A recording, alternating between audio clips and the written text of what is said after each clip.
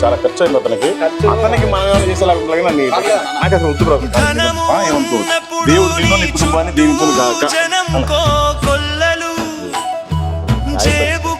అప్పన్న మీరు వేసుకుని గాయపడుతున్నాడు ఇప్పుడు వద్దన్న మాట పోగొట్టుకుంటుంది కదా. నేను ముందే చెప్పా తమ్ముడు వద్దు అని. అతనికి చాలా భారం ఉంది, ఎంతో ఖర్చు. సరే నేనే తీసుకుని మళ్ళీ ఇచ్చాను అనుకో, దేని ఖర్చు పెట్టు.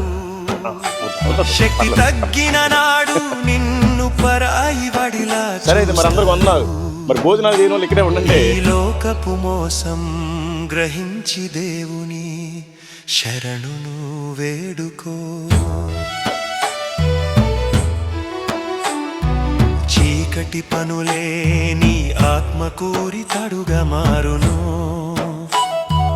దేవుని మాటే నీ బ్రతుకుకు వెలుగుగా దారి చూపును. తప్పులు దిద్దుకొని ప్రభువు సన్నిధికి ఇప్పుడే రమ్ము. నీ కల్మషమంతా కడిగి నిన్ను దీవించే దేవుని నమ్ము. కాలము మించిపోకముందే క్రీస్తు ప్రేమను పొందుకో.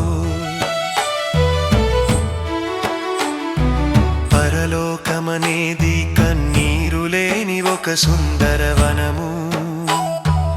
అక్కడే నీకు దొరుకులల కట్టలేని నిత్య సుఖము. కల్వరి సిలువలో నీ కోసమే ప్రభువు బలి అయ్యాడు. నీ శాపము బాపి నిన్ను రక్షించే నాథుడు ఆయన.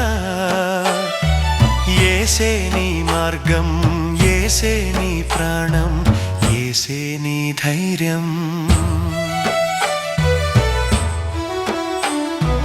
ముక్తిని కోరుకో, భుక్తిని ఇచ్చే దైవము చెంతన.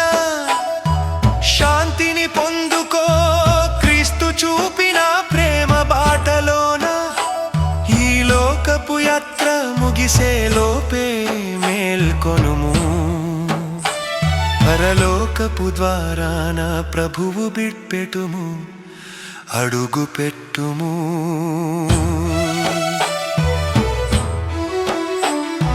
సత్యమైన దేవుడే నీ వెంట వచ్చే నిత్య తోడు.